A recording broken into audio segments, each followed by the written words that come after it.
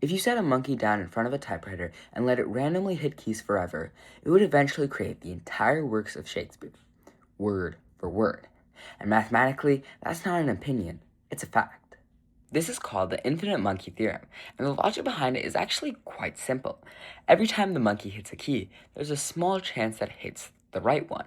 Given enough time and enough attempts, it will type out every possible combination of letters, including Hamlet, including every book ever written, including ones that haven't even been written yet. But here's where it gets genuinely mind-bending. This concept doesn't only apply to monkeys, this applies to the universe itself. So given enough time, every possible arrangement of matter will eventually occur. So somewhere in an infinite universe, or given enough time, every possible version of you is there.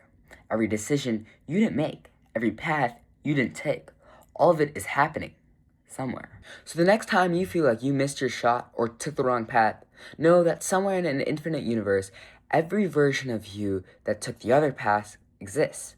Whether that's comforting or terrifying is up to you. Follow if that made you question every decision you've ever made. I'll see you next video.